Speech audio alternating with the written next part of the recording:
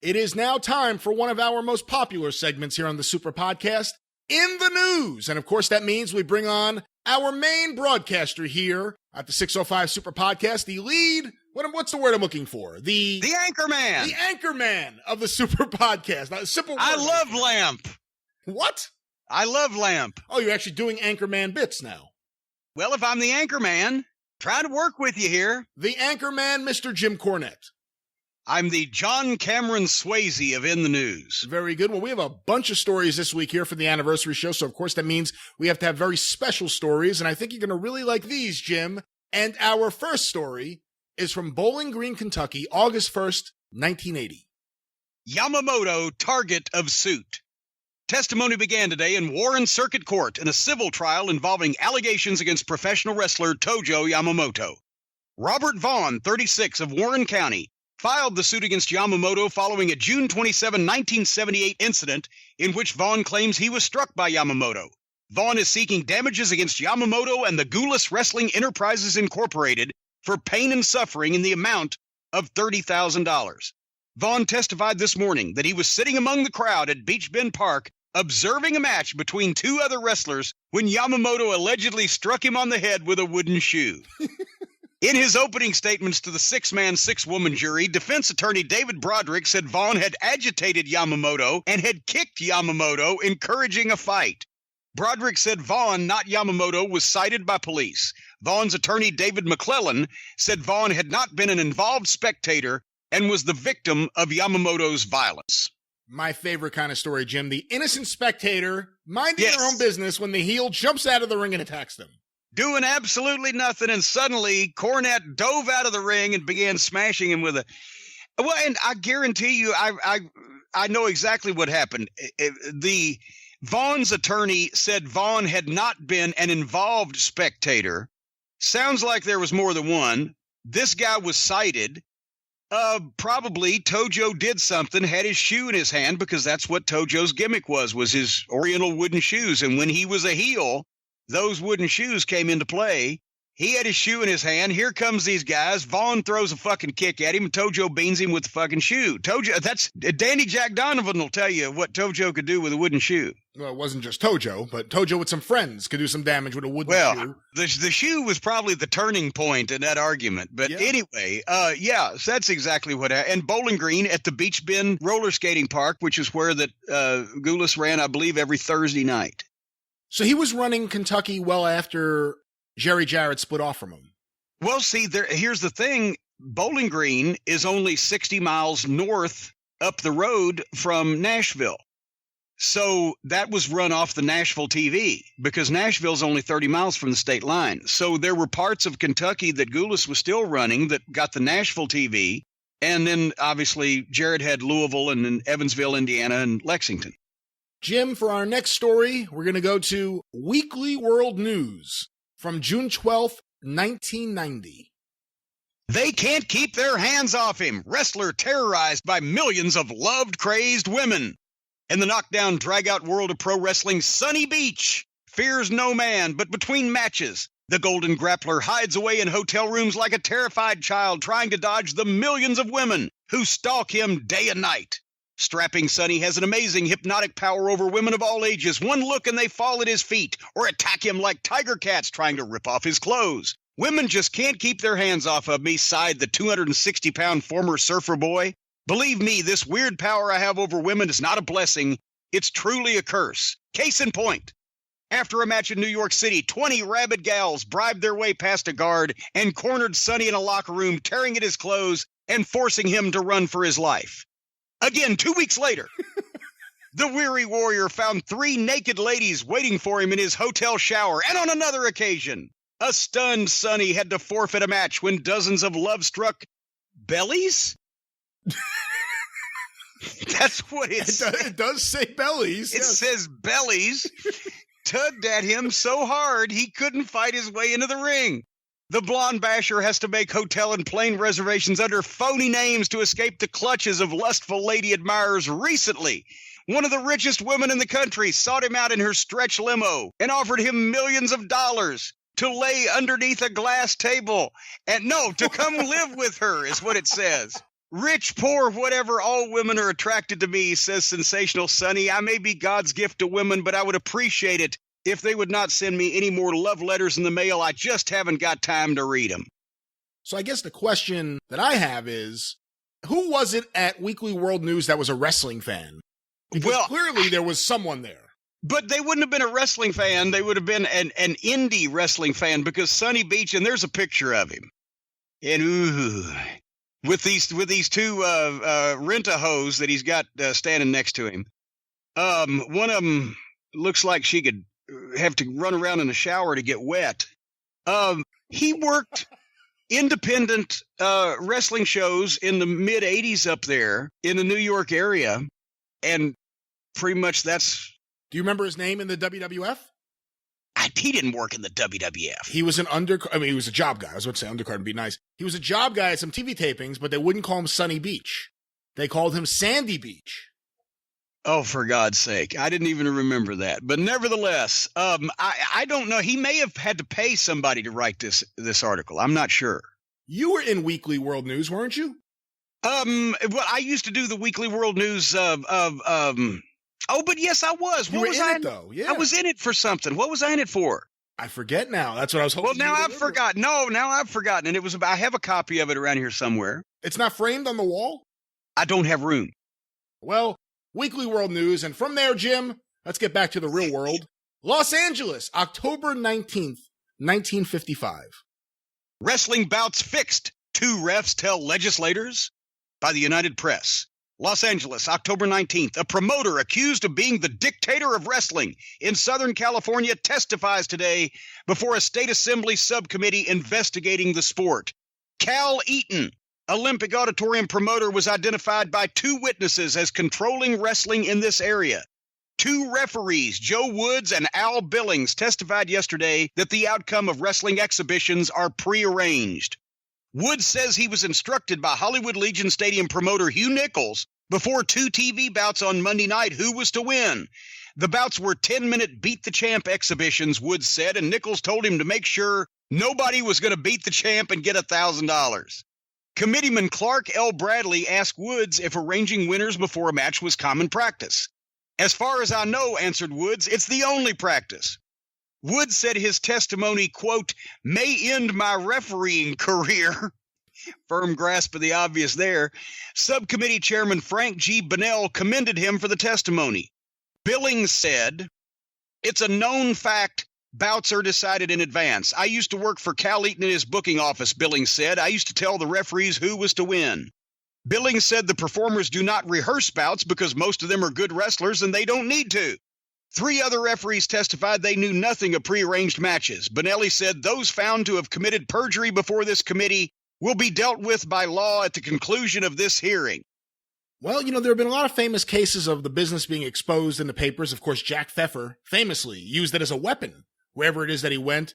There have been cases where it destroyed business and cases where it really had no effect whatsoever. I'm going to guess this is the latter here, where this had no effect on wrestling in Southern California. Well, you can also tell it looks like a small article. I don't see the context of where it was, but it was probably buried on page 22. And you've got a couple of disgruntled referees that can be painted as such by the promotion. Well, we fired them. Of course, they're trying to hurt our business. While we're a straight organization. So it wasn't Baron Michelle Leone coming out and fucking, saying, oh, my match with Thez that drew $100,000 was fake. It's obscure referees and a article buried in the process of the bigger deal was this was during probably the antitrust buildup, and the state assembly subcommittee investigating the sport was probably. And also the Beat the Champ exhibition. Make sure nobody was going to beat the champ and get $1,000. They were probably doing get $1,000 if you fucking last with our champion type of deals with fans, and that is somewhat of a swerve, as they used to say, to the public. So wrestling promoters never liked it when they were being investigated by any kind of legal body or official body, and these California assemblymen probably got a couple of these old referees to fucking roll over. You brought up disgruntled referees. Who's the most disgruntled referee you've dealt with? Good God, a disgruntled referee. I don't remember really a real prickish disgruntled referee. I'm sure there's been some. Well, what's it like for you when you get a referee who's not one of the regulars? You know, if you're in the NWA in 1989, you have Nick Patrick, you have Tommy Young, you have Randy Anderson. But when you go to a small town and it's a referee who's not one of those guys, you ever have any occurrences where it's just nothing's working out and the guy's not cooperating at all? Well, see, here was the problem. There was actually not Crockett's or TBS's fault. Crockett always had the same referees. TBS, we kept regular referees. Every once in a while, they might pick up a local referee to do the first couple matches, but generally I wasn't involved, or the Midnight Express wasn't involved in that. But when they first started going to New York State, they had to have, that was back, and I don't know whether it was the WWF just exerted enough pressure to fuck with those guys or whether that's the way that it always was, but New York State had to have referees that worked for the commission in New York refereeing the matches. So we were there one night in like Rochester, New York, the Midnight Express versus one of the teams we were, having a good program with. I can't remember whether it was the Rock and Roll or what match it was, but the point is, Tommy Young is sitting there at the timekeeper's table playing the music of the boombox, holding the microphone to it, the way we used to do the entrance music, and there's this referee in the ring that's fucking 75 years old. And I'm thinking he's going to have a stroke. He can't fucking get it. We can't do any of our normal spots that involve a referee. We don't want to touch him. We might kill him. He can't get up and down. And Tommy was sitting, and they had the commissioner sitting right there at the table also, whoever the commissioner was, right? And I leaned over. I got so fucking hot because the match was just, I said, it's great. I said, we got the best referee in the business fucking playing goddamn music off a boombox, and we got Methuselah in the ring fucking our matchup. Whose fault is this? As I was yelling across Tommy at the commissioner looking at him, because I didn't want to go back to New York fucking State anyway. Those first forays into Western New York were fucking miserable. The people didn't know who we were necessarily, although they would get with the show eventually. TV wasn't that strong, but the houses weren't that great. But with the commission referees and just the old-fashioned way of doing everything they had up there, it was brutal. Brutal. Speaking of brutal, Jim, that's a nickname that a lot of wrestlers have had. Brutal Bob, for instance. There are a lot of different nicknames. You've given a few to people. The Demon of the Deep, Leviathan. You've given out some great nicknames. And that's the topic of this next article from Dallas, Texas, November 16th, 1956. Wrestlers billing brings suit from ringside seat. Dallas, November 16th, the Associated Press. Promoter Ed McLemore denied in court yesterday that he billed a wrestler as mean, villainous, hard-hearted, merciless, cruel, cheating, sneaky, unsportsmanlike, and cowardly. The suit against McLemore was not brought by the wrestler. It's J.W. Whitaker who is suing McLemore for $54,600. On the grounds that the billing McLemore used so enraged a spectator against the wrestler that when the wrestler went into the arena, the spectator threw a bottle. Whitaker claimed that his skull was fractured by the bottle. The wrestling match was held 4 years ago. Now, this is a new twist on the wrestling fans suing the wrestler and the promoter. Yes. And I mean, every wrestling promoter has been sued for every stupid fucking thing that anybody thinks they can make a dollar off of, right? But this kind of takes it to new grounds. When I got sued in Baton Rouge, the guy's explanation to the newspaper for why that he tried to attack me and was pummeled by police and others was because I had called the crowd sad on the microphone. Because when I would get in the ring, I'd take the microphone and said, you got to be the saddest bunch of people I've ever seen in my life. So that was his excuse to leap from his seat, run, and attack me and suffer the consequences. But yeah, so McLemore billed this wrestler under this billing, which enraged a person in the crowd enough to throw a bottle who missed the wrestler and hit this guy on the head. And 4 years ago, he's had a fractured skull, so it took him a few minutes to come to his senses and realize that he should sue. His lawyer was going to find someone to sue, by hook or by crook, with this case. I wonder where Stephen P. Newsfather was if he was anywhere around Dallas on November 16, 1956. I don't think he was there. Let's not incriminate him in this. But let's now move forward, Jim, to Santa Monica, California, November 12th, 1937, another twist on a story we had earlier with Tojo going into the crowd and hitting a fan. Let's see what this one has. Yes, gentle. Matt fan suffered broken neck when Szabo eased him out of hall. Santa Monica, California, November 11th, Associated Press. Wrestler Sandor Szabo, replying to spectator Dale J. Grief's $24,000 lawsuit, was quick to admit his annoyance when someone hissed, "You big bum, you're the type that beats up his wife." Szabo said he left the ring and tried, quote, as gently as possible, unquote, to remove Grief from the auditorium. In the process, spectator Grief said he suffered a broken neck, a dislocated shoulder bone, and displacement of several vertebrae. Well, gently, he tried to remove him from the arena. Well, and I think, he was accused of being a wife beater and a big bum. So I think it's only natural that he should break this man's neck, dislocate his shoulder bone, and displace several of his vertebrae. And once again, you never know in these deals. In 1937 or 2037, it's not going to be any different. Which of these injuries exists, which of them is as a result of the said incident, which ones have happened before, afterwards, exaggerated, etc. You never know. Obviously, here in this case, allegedly this fan said something and Sandor Szabo got out of the ring and took care of it. Did you ever have guys you were around that, we assume that wrestlers are expected to hear all sorts of things from the crowd, especially the heels, and just live with it, just put up with it because that's their job. But do you know of any guys who just couldn't deal with it? If there was any heckling from the crowd, they would have to jump out of the ring and say something or go to the crowd?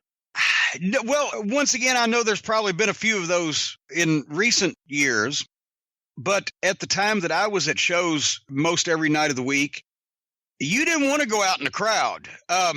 You might go to the railing, but you didn't want to go out in the crowd. And really, no, I have, and other people have, reacted quite vehemently when somebody puts their hands on us, or, every once in a while the direct spit in the face or the fucking direct drink in the face or whatever. But I don't remember a lot of guys running out and trying to get involved in it. But at the same point, you never know what's going to happen. Dennis Condrey had a great story when he was teaming with Phil Higgerson someplace in the 70s. And there was this guy on the front row that was jumping up and down and was giving them all kinds of shit and yelling at them and cussing them out and everything. And a lot of times the heels would make use of that and get with the guy and start fucking with him because he was getting the other people going, right? But Dennis, at one point, Phil's in the ring. Phil tags Dennis, right? Dennis gets in the ring and starts doing something, but here's a big pop from the crowd. And looks out, and there's Hickerson laying flat of his back on the fucking ground, and that guy's standing over him, pointing his finger in his face. Dennis, what the fuck? He jumps out on the apron, fucking I can't remember whether he jumped down or whether he kicked the guy, but he nails that fucking guy, and here comes the cops, and goddamn grab Dennis. What the fuck? Come to find out, when Phil got out on the apron, he went to jump down to fuck with the guy some more and get him going, and when he jumped down, he slipped in some Coke or whatever, some beer, it was spilled, and feet went up in the air, and he went right back flat of his back on the ground and knocked the breath out of him. So he's laying there, the guy never touched him. So Dennis comes out and nails the fucking guy thinking he'd assaulted Phil, and here came the cops. So you never know about these things. You never know. Well, let's get one more lawsuit in here this week, Jim. Let's go to Muskogee, Oklahoma, November 15th, 1933. Suit of wrestling referee is settled. Muskogee, Oklahoma, November 15th. The Associated Press used to love wrestling in those days. The suit of Frank Thompson, wrestling referee, against Sam Avey, Tulsa promoter, and Gene Ellis, Muskogee promoter, for $10,400 damages was dismissed Wednesday when attorneys announced a settlement. Thompson was tossed from a ring here last April by Paul Orth, Cincinnati bad boy. He suffered a fractured leg. The referee asserted all events on the wrestling program were planned in advance, including the throwing of various combatants from the ring and swatting of the referee. He alleged he was not notified, however, that he was to be tossed out of the ring and that he was unprepared for the jolt. Well, this kind of goes back to an earlier discussion about referees that you're not used to, referees that you don't want to work with. Here's a referee that claims he didn't know he was going to be thrown out of the ring. He was, and he broke his leg. What happens in that situation when you're dealing with a referee and the only thing to do is to throw them out of the ring or get them out of the way, move them, and they're not prepared, they're not ready, they haven't been trained, whatever it may be? Well, see, back in the 30s, who the fuck knows what was going on? This guy could have just been hot at the fucking referee and just decided to throw him out of the ring. It could have been a fucking spot that he was told about beforehand, but he fucked up and took the bump wrong and broke his leg, and Sam Avey wouldn't pay for it. So now, okay, motherfucker, well, I'll get you. Who knows what happened, but under normal circumstances, you know, the way you are thrown out of the ring, if it's done the proper way, if you break your leg, it's your fault because you took the bump wrong. But if this guy just fucking launched him, and who knows, I don't know that throwing out of the ring was a heavily practiced and perfected spot back in the 30s. Who knows what would have happened. But yeah, I can see this right now. He said, oh, my leg's broke. I can't go to work, Sam. Well, I ain't going to pay for it. Well, fuck you. I'll sue you. Well, that may have happened. We'll have to see what we can find out. But Jim, we're going to end in the news this week with an old Super Podcast classic, something I read on the air many, many moons ago here on the show. And now we're going to ask you to take a look at this. Let's go to Syracuse, the Post-Standard from 1996. From Fiji with love comes Superfly.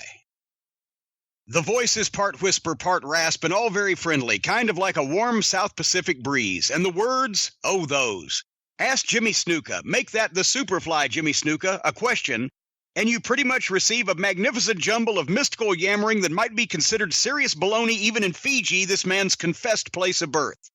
Appreciation and paying attention is the most valuable thing to get you there, brother. Jimmy responded to an inquiry about, well, I forget now. To get there is another thing coming upon that. Do you understand what I'm saying?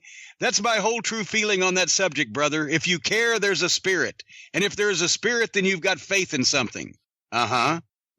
The discernible news is that the Superfly, in New Jersey at the time, rather than in a tide pool, did willingly come to the telephone the other night. Give him that.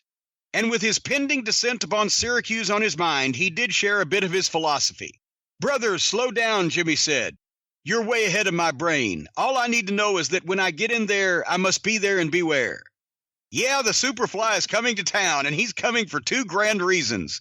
One, he's planning to kick some sorry creep's sorry butt, and number two, in the process, he's going to help raise money for Mercy Flight Central, Central New York's nonprofit 24-hour helicopter ambulance service. Now, at this point, Jim, I'm going to jump in because you don't have to read the plug from 1996. So let's now go where we will continue the article at the word indeed at the end of paragraph 3. Indeed! This will be professional wrestling the way it was meant to be. That is, full-grown men in tights and feathers throwing business associates off turnbuckles. And if it can raise a buck for a worthy cause, all's the better. Our profession is the greatest thing in the world, brother, Snuka said. Professional wrestling will always be. It will always, always be. While there may be some pencil neck geeks out there who would disagree with Jimmy's view, preferring, the theater or art or the symphony to the blue-collar ballet that can be found inside the celebrated squared circle, the fact of the matter is that the Superfly has provided his fans with some memories. This, even if he has chosen to be particular with his recollections. Question: what has been the highlight of your career? Superfly: my most memorable night, brother, was when I wrestled in Madison Square Garden and I dove off the peak of the world and was still flying. Question: when was that? Superfly: brother, you'll have to find out for yourself. I'd rather not mention names. Question: but you came into the ring from an exceptional height? Superfly: that's the question I'm still trying to answer, brother. But it was lovely. The story is that Jimmy Snuka was born on one of Fiji's 800-plus islands and that he grew up to be a cliff diver of renown. While that job did yield the odd pearl, it did not consistently provide 3 squares a day, so Jimmy turned to professional wrestling, where he made his name coming in high and often. Boy, there's a line for you. And with his long black hair flying from the top rope. Hence the Superfly, who claims after all these years, and he was not about to admit exactly how many, to be the world's greatest wrestler. Question: so who's number 2? Superfly: brother, nobody is number 2. Question: if you are number 1, why didn't you ever wrestle for the belt? Superfly: in your heart and everybody else's, you know, and you want to know why, brother, because you know I love you, and all I needed was the spirit, brother. Question: huh? Superfly: brother, you better get on the phone and let the people around the world know that I'm talking to you. I didn't wrestle for the title, brother, because I never really needed it. The voice was part whisper, part rasp, and all very friendly. Jimmy Snuka: headed for Syracuse, and a top rope at the fairgrounds had offered his baloney thick as usual, and a conversation needed to end. It was time, after all, to concentrate on Friday's match. So many creeps' butts to kick, so little time. So, Jim, if you were the promoter and you had to pick a wrestler not to speak to the press, who would you pick? Superfly Jimmy Snuka, brother. And, you know, I never, now that I think about it, I have spoken to Jimmy Snuka in the past, but I never had any type of conversation with him. Hello, Superfly. Hello, brother. You know, that type of thing. But I don't know. I never knew him when he was in the business. We were never in the same place at the same time until the WWF, and it was the 90s. And so I never knew him when he was young, 70s, 80s. A huge fan of his work. But I don't know whether his brain was always fried or not. Had you seen him when he was in Mid-Atlantic in the late 70s originally? Oh, my God, yes. When Crockett started running Cincinnati, me and Weasel Dooley used to go up all the time. And when he was, because they had so many guys in the territory, you would only see the same guys every, one or out of every 2 or 3 shows. But when he was on the card, that was the highlight. I mean, my God, he was ripped. He looked incredible. The way he moved for a guy that size and that muscular, like a cat, and the dives. And when they would throw him out of the ring, talking about getting thrown out of the ring, I've never seen anybody do this like this. He would be thrown, and from halfway in the ring, he would just launch himself and turn and go backwards through the second and top rope. And on his way through the ropes, he would brush the ropes enough with his hands to be able to turn himself to where he could kind of land with his feet under him on the floor, but you couldn't tell how he was doing it unless you had a really good eye, which I did. And it was just the athleticism was amazing. And a guy that size and looked like that, and believable, and the work and the body language. Holy shit. But not the promos. Not the promos. Case in point, from Fiji with Love comes Superfly from the Syracuse newspaper right here. But Jim, with that, we have wrapped up another edition of In the News, this anniversary show edition of In the News. How would you like to sign off? Happy anniversary.